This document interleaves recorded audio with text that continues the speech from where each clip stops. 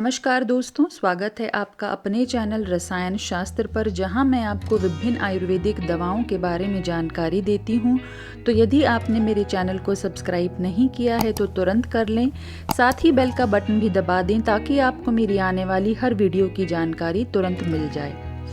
आज मैं आपके लिए लाई हूँ रस माणिक्य। ये दवाओं के बाजार में बड़ी बदनाम दवाई है, इसीलिए आपके समक्ष इसे प्रस्तुत करूं उससे पहले एक माफ़ीनामा पढ़ देना चाहती हूँ कि मोहब्बत हो तो सरे आम न करना, मोहब्बत हो तो सरे आम न करना, राज़ी ना हो सनम, राज़ी ना हो सनम तो बदनाम न करना।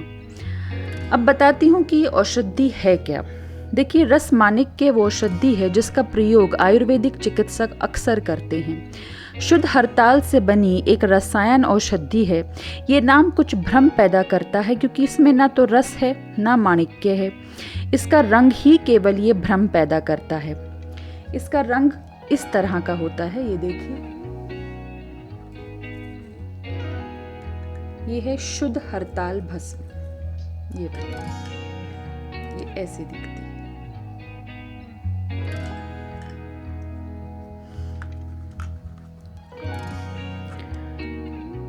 हरताल जो है वो दो प्रकार का होता है, पत्र यानी कि तवकिया हरताल और पिंड हरताल। इनमें हरताल पत्र ही औषध के काम आता है।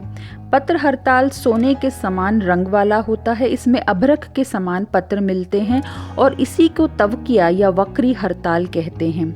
यही गुण और प्रभाव में श्रेष्ठ होता है। ये एक उग्र विष है, यानी कि ये एक उग्र जहर है। पर शोधन के बाद ये एक विशेष प्रभाव वाला रसायन हो जाता है। आयुर्वेद में 3 तरीकों से इसका शोधन किया जाता है, एक पेठे के रस में, एक कांजी के रस में और तीसरा जम्भीरी के रस में। प्रोसीजर काफ़ी लंबे होते हैं। शोधन के बाद ही शुद्ध हरताल प्राप्त होती है। इसका रासायनिक नाम है आर्सेनिक ट्राइसल्फाइड। आयुर्वेद में कहा गया कि अशुद्ध हरताल के सेवन से मनुष्य की आयुष्य का नाश होता है। शुद्ध हरताल से कुष्ठ, मृत्यु और जरा दूर रहती है। शरीर की कांति, वीर्य और आयुष्य को ये बढ़ाने वाली है। मेरे पास यहाँ बैद्यनाथ कंपनी की है, आप जिस भी कंपनी की चाहें ले सकते हैं। मैंने आपको बता दिया है कि ये किस कलर की दिखती है, लिंक मैं आपको दे दूंगी। बाकी इसकी पहचान का एक सूत्र मैं आपको बता देती हूँ कि अच्छी हरताल भस्म अगर अग्नि पर डाली जाए तो वो धुआं नहीं देती है। ये आप चेक कर सकते हैं। हरताल भस्म स्निग्ध, उष्णकटु, रसात्मक, अग्निदीपक और कुष्ठनाशक है। ये एक उत्तम रसायन है। रसायन विधि से अगर आप इसे सेवन करें तो बुढ़ापा और अकाल मृत्यु का नाश होता है। शरीर का वर्ण सुधार होता है। अब रसायन विधि सेवन क्या है? साधारण शब्दों में चरक संहिता में किसी विशेष द्रव्य यानी कि औषधि के प्रयोग की कल्पना को ही कल्प चिकित्सा कहा गया। सुश्रुत औषधि में विष औषधियों की कल्पना को कल्प कहा गया। इस प्रकार कल्प चिकित्सा का आशय ये है कि द्रव्य या एक ही द्रव्य या औषधि का प्रयोग करके रोग को ठीक किया जाए और शरीर की खोई हुई ताकत को वापस पाया जाए, क्योंकि दृढ़ निश्चय ही दृढ़ और रोगों में आपको विजय दिला सकता है। रस माणिक्य काम आता है।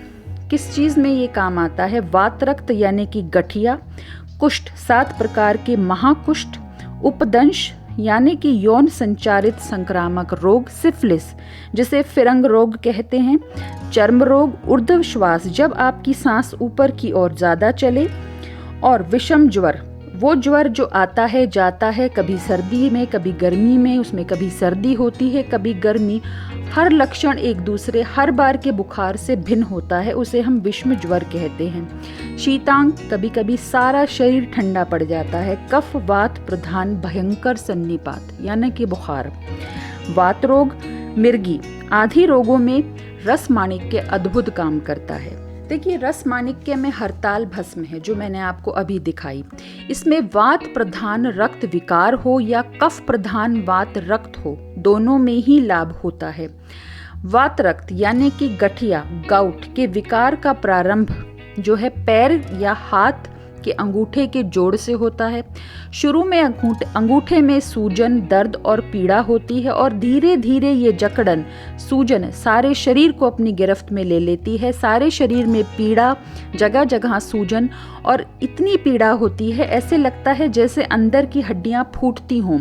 उंगलियां टेढ़ी हो जाती हैं। हाथ पैर की हड्डियों में इतना संधि बंधन पैदा हो जाता है कि रोगी चल फिर ही नहीं पाता। स्पर्श का आभास यानी कि उसे टच की फीलिंग ही नहीं आती है। सब अंगों में खुजली हो जाती है। ठंडा पानी, ठंडी हवा या ठंडी चीज़ों का से उसे द्वेष हो जाता है, चिढ़ हो जाती है। रोगी इन चीज़ों का दर्शन भी नहीं करना चाहता। वात रक्त का विकार बहुत काल तक कायम रहता है।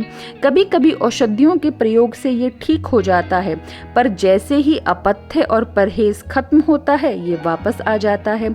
वात रक्त के दूसरे लक्षण यानी कि चर्म रोग, चमड़ी के विकार, स्किन डिजीज को ये साथ लेकर आता है। आयुर्वेद में हरताल भस्म यानी कि रस माणिक्य वात रक्त के इन सभी दोषों को ठीक करने के लिए एक अचूक औषधि मानी गई। पर वात रक्त में रक्त दूषित हो जाए तो छोटे छोटे फोड़े, फुंसी, विसर्प यानी कि हर्पीज, शरीर पर छोटे छोटे या कभी कभी बड़े बड़े चकत्ते भी हो जाते हैं। चरक संहिता में 7 महाकुष्ठ और 11 शूद्र कुष्ठ बताए गए। उन 7 महाकुष्ठों का नाम मैं आपको बताती हूँ। उसमें है कपाल, उदुम्बरा, मंडल, दद्रु, कांकण, पुंडरीक और ऋष्य जिह्वे। इसमें से केवल उदुम्बर एक ऐसा चमड़ी का रोग है जिसमें अंजीर के फल के समान मोटे मोटे फोड़े हो जाते हैं, जिसका इलाज आपको रस माणिक्य से नहीं हो सकता। उसमें आपको अन्य दवाइयाँ जैसे गंधक रसायन या और अन्य तरह की स्ट्रॉन्ग दवाइयाँ लेनी पड़ती हैं। लेकिन बाकी जो 6 कुष्ठ मैंने आपको बताए या जो 6 चमड़ी के रोग बताए उसमें रस माणिक्य बहुत अच्छा काम करता है। अब अगर मैं सामान्य भाषा में या इंग्लिश नेम से आपको बताऊं तो देखिए, सबसे पहले है कपाल कुष्ठ रोग, जिसे हम इंग्लिश में कहते हैं ट्यूबरक्लोइड लेप्रेसी। ये वात के कारण होता है। जब त्वचा पर तश्तरी के आकार के या मिट्टी के बर्तन के टुकड़े जैसे घाव हो जाएं, तो समझे ये कपाल कुष्ठ है। छूने पर ये बहुत ही खुश्क और कठोर होते हैं और अचानक और अव्यवस्थित रूप से शरीर में फैल जाते हैं। दूसरा है मंडला कुष्ठ, अंग्रेजी में इसे टीनिया वेरियन कहते हैं। ये एक बहुत आम फंगल संक्रमण है। अक्सर हम इसे दाद कहते हैं। ये शरीर के किसी भी हिस्से में, पैर, नाखून, हाथ, कमर, खोपड़ी, चेहरा, दाढ़ी, कहीं भी हो जाता है। इसका मुख्य कारण वात है। तीसरा है ऋष्य जिह्वे, जिसे हम लाइकेन प्लेनस कहते हैं। बार बार होने वाला एक खुजलीदार रोग। पहचान में दाद के चारों ओर का किनारा ऊंचा रहता है, लाल या बैंगनी रंग के होते हैं। चकते से जरा इसके दाद लंबे होते हैं। मुख्य कारण वात और पित्त होता है। चौथा है पुंडरिक, जिसे इंग्लिश में हम डिस्कॉइड ल्यूपस एरिथेमेटिस कहते हैं। ये वो रूप है जो केवल त्वचा को प्रभावित करता है। इस स्थिति में उठे हुए गोल लाल लाल चकते होते हैं। कुष्ठ का रंग सफ़ेद सा, किनारों पर सुर्खी और कमल के पत्तों की तरह फैला हुआ और थोड़ा सा गुलाबी रंग का होता है। इसका असर मुख्यतः चेहरे पर होता है। ये मोस्टली किसी भी दवाई के एलर्जी के रूप में भी सामने आता है। पांचवा है दर्दू, जिसे हम रिंगवर्म कहते हैं यानी कि दाद। इसका मुख्य कारण पित्त कफ दोष है। इसके अलावा है कांकन, इंग्लिश में इसे स्क्वेमस कॉल कैरिसिनोमा कहते हैं। ये स्किन कैंसर है। इसके लिए मैं इसको कभी भी रेकमेंड नहीं करूँगी। कीमोथेरेपी या अन्य थेरेपी बेस्ट है। अब आगे बढ़ते हैं। दूसरा है, इसके अलावा ये बहुत उपयोगी है फिरंग रोग यानी कि सिफिलिस। ये एक यौन संचालित संक्रमण है। सिफिलिस एक जीवाणु यानी कि बैक्टीरियल संक्रमण है और इसका इलाज हरताल भस्म से किया जाता है। ऐसे प्रमाण मिलते हैं कि जीवाणु जन्य रोगों में हरताल भस्म या रस माणिक्य बहुत अच्छे परिणाम देती है। इसके बाद है आतशक। ये बहुत ही खतरनाक रोग है। इसमें जो होता है कि रोगी के शरीर के भाग गलने लगते हैं। उसे टच की फीलिंग नहीं, उसे कुछ भी स्पर्श की फीलिंग नहीं होती है। सारे शरीर पर चकते हो जाते हैं। शरीर बहुत मोटा, काला, खुरदुरा हो जाता है। चमड़ी बहुत ज़्यादा मोटी हो जाती है। ये बड़ी भयावह स्थिति है। इसके और भी लक्षण हैं। हरताल भस्म में पथ्य परहेज से इसमें बहुत बहुत लाभ होता है और दूसरा ये उन घावों को भी भरने में लाभकारी है जो नासूर हो गए हैं और ठीक नहीं होते हैं। अब ये तो थी चर्म रोगों की बात। अगर आप चर्म रोगों के निष्कर्ष पर पहुंचे तो आप ये पाएंगे कि जितने भी 7 महाकुष्ठ बताए गए उनमें मेन है दाद, चकत्ते और ऐसे निशानात जो शरीर पर बैक्टीरिया या फंगल इन्फेक्शन के कारण बनते हैं और जिनमें बहुत जलन, दर्द, वेदना होती है। उन चर्म रोगों के लिए ये बहुत उपयोगी है। ये मैं कह सकती हूँ कि ये अचूक दवा है उन रोगों के लिए। लेकिन जहाँ खुजली पूरे शरीर में हो, सूखी खुजली हो, कोई चकत्ते, दाद शरीर पर ना हो, वहाँ इसका कोई उपयोग नहीं है। उस अवस्था में आप गंधक रसायन लें, बहुत अच्छा काम करती है। हरिद्रा खंड लें और शरीर को मॉइस्ट रखें, वैसलीन वगैरह लगाएं। और ये मोस्टली पित्त की गर्मी के कारण होती है, तो पित्त के शमन के लिए औषधियाँ लें।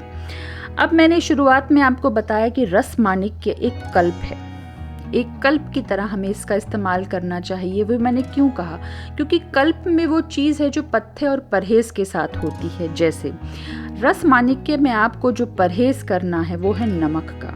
बहुत बहुत कठिन परहेज है जो मैं आपको बता रही हूँ। इसमें आप खा सकते हैं गाय का दूध, घी, चावल, चीनी या गुड़ बहुत कम मात्रा में, सिर्फ स्वाद के लिए। साथ ही आपको इसमें लेना है नीम का रस, कम से कम आधा कप रोज़ाना लेना है। दिन में 2 बार लें तो बहुत बढ़िया है। रात में नीम की छाल को भिगो दें, सुबह उस पानी को पीजिए। धीरे धीरे आपके बहुत सारे चर्म रोग, स्पेशली दाद और चकत्ते वाले जो ठीक नहीं होते हैं, ठीक हो जाएंगे। अगर आप चाहें तो रोटी खा सकते हैं, पर फिर वही बात, बिना नमक के। आप जब तक इस दवाई का सेवन करें, रस माणिक्य का, आप नमक को बंद कर दें, मतलब उसका सेवन ही ना करें किसी भी रूप में। क्योंकि इस दवाई को आप कम से कम लें 5 दिन। बहुत लंबा तपस्या मैंने आपको बताई है, बिना नमक के आपको रहना है। 5 दिन आप इसका सेवन करें। अगर आपको आपके रोग में बहुत अच्छे लाभ या रिजल्ट मिले, आप इसका सेवन 10 से 15 दिन भी कर सकते हैं, कोई प्रॉब्लम नहीं होती है। लेकिन एक ही बात है, इसमें आपको नमक नहीं खाना है, साथ ही कोई भी साग सब्जी नहीं खानी है। आप चावल खा सकते हैं, रोटी, वो भी बिना नमक की, ठीक है। क्योंकि आपने इन सब चीज़ों के लिए, यानी कि दाद के लिए, चकत्तों के लिए, बुखार के लिए, चर्म रोग के लिए, गठिया के लिए, अगर आप हर इलाज कर चुके हैं और आप थक चुके हैं कि वह वापस आ रहा है बार बार, तो मेरा ये मानना है, और आयुर्वेद में ये लिखा गया कि रस माणिक्य इन रोगों को जड़ से उखाड़ देता है। तो अगर हमें जड़ पे वार करना है तो हमें रस माणिक्य को लेना होगा। लेकिन इसके लिए बहुत बड़ी इच्छा शक्ति है, क्योंकि बिना नमक के आपको रहना है। यही कल्प चिकित्सा है। कल्प चिकित्सा का अर्थ ही त्याग है, माने जीवन की हर वो इच्छा आप त्याग दें, तभी आप ठीक हो पाएंगे जिसके वजह से आपके में रोग पैदा हो रहा है। अब इसमें सावधानियां क्या है? देखिए, यदि आपकी पित्त प्रकृति है तो पहली एडवाइस तो मैं दूंगी कि आप ना लें। लेकिन कई बार अगर किसी भी चीज़ से ठीक नहीं हो रहा है, आप फिर इसका सेवन करें। सेवन करते समय आप कामदुदा रस, प्रवाल पिष्ठी और अन्य पित्तशामक औषधियों को शामिल करें। साथ ही सारविधासव, ध्यान से सुनिए, सारविधासव एक आता है, ये रक्त शोधक है और ये पित्त प्रकृति वालों के लिए बहुत अच्छा काम करता है। इसका वीडियो मैं भी नेक्स्ट लेकर आऊँगी, तो आप उसके साथ में आप रस माणिक्य को लीजिए। और यदि आपकी प्रकृति वात और कफ वाली है तो आप इसके साथ महामंजिष्ठादि काढ़े का सेवन कीजिए।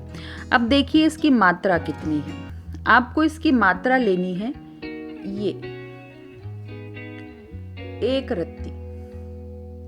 आप इससे कम भी ले सकते हैं, ये अल्प मात्रा में अधिक लाभ करता है। आप शुरुआत में इसको आधी रत्ती लीजिए, ठीक है। ये एक मैंने अंदाज दिया है आपको, चने की दाल से आधा आप समझ लीजिए रत्ती को, तो या एक चुटकी के बराबर आप इसे माप लीजिए। और फिर आप इसे घी में लीजिए। इसके साथ में आप 1 या 2 रत्ती गंधक रसायन भी लीजिए। इसे आप गर्म पानी के साथ या गर्म दूध के साथ ले सकते हैं।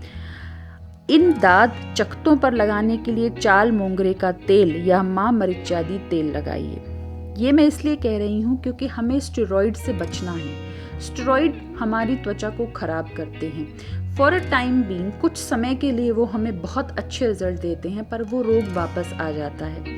इसके लिए हमें जड़ से मिटाना है तो रस माणिक्य के साथ में आपको लगाने के लिए कोई भी क्रीम आप आयुर्वेदिक लें या महामृत्यादि तेल लगाएं, जो मैंने आपको बताया है, या सबसे अच्छा चाल मोगरे का तेल होता है। इसके अलावा इसके सेवन काल में बहुत ज़रूरी है कि आप पेठे का रस, जो आगरे का पेठा होता है, उसे उस तरह समझिए, उसका रस आपको दिन में 3 से 4 बार लेना है। अगर वो अवेलेबल नहीं है तो आप जीरे का पानी आधा जग बनाकर रख लीजिए, माने 5 से 6 गिलास आपको दिन में पीना है। फलों में आपको खट्टे फल नहीं खाने हैं, केवल पपीता और केला खाना है, मीठे फल। गर्भवती स्त्रियों और स्तनपान कराने वाली स्त्रियों और छोटे बच्चों के लिए इसका उपयोग वर्जित है, बिल्कुल नहीं करना चाहिए। अंत में अगर आपको इससे कोई भी परेशानी हो, वैसे तो होती नहीं है, अगर हो, जैसे लूज मोशन हो या कब्ज भी हो जाए, शरीर में गर्मी बढ़ जाए या आपको मलमूत्र में खून जाने लगे, तो आप इसका उपयोग बंद कर दीजिए। उन लोगों के लिए इसका उपयोग बिल्कुल नहीं होना चाहिए जिनके पेट में अल्सर है, मलमूत्र में खून जाता है, किडनी से रिलेटेड कोई भी परेशानी है, टीबी जैसी कोई भी श्वास संबंधी रोग है, उनको इसका उपयोग नहीं करना है। इसका प्रयोग आयुर्वेदिक चिकित्सक की देखरेख में आप करें तो बहुत अच्छा है। बाकी थोड़ी सी सावधानी है कि ये गर्म प्रकृति का है, तो बस इसलिए इसको संभालना है। जीरे का पानी, नारियल का पानी या पेठे का रस, तीनों में से कुछ भी आप लीजिए दिन में 4 से 5 बार। जब भूख लगे तब चावल और दूध खाइए और मीठा कम खाइए, नमक तो आपको खाना ही नहीं है। तो यही इसके लिए सबसे बड़ी चीज़ है कि इसमें परहेज़ बहुत ज़्यादा है। बाकी स्टेरॉइड अगर आप अपने दाद चकत्तों पर लगाना चाहते हैं या किसी भी रूप में इस्तेमाल कर रहे हैं, तो मैं कहूँगी कि 5 दिन के लिए अपने आत्मबल को इतना बढ़ा लीजिए, इतना स्ट्रॉन्ग कर लीजिए कि आप स्टेरॉइड के बिना रह सकें। आप 2 दिन में ही इसके फ़र्क को महसूस करेंगे। ये मेरी एक आयुर्वेद की गारंटी मैं आपको दे सकती हूँ। आयुर्वेद में इसके बारे में बहुत खूबसूरत बातें कही गई हैं, बहुत अच्छा इसके बारे में लिखा गया है। तो इससे संबंधित आपके कोई भी प्रश्न हैं तो मुझे कमेंट सेक्शन में ज़रूर पूछिए। वैसे बहुत सेफ़ तो नहीं कहूँगी, लेकिन हाँ, आप इसको सेफली लेंगे तो ये बहुत सेफ़ दवाई है।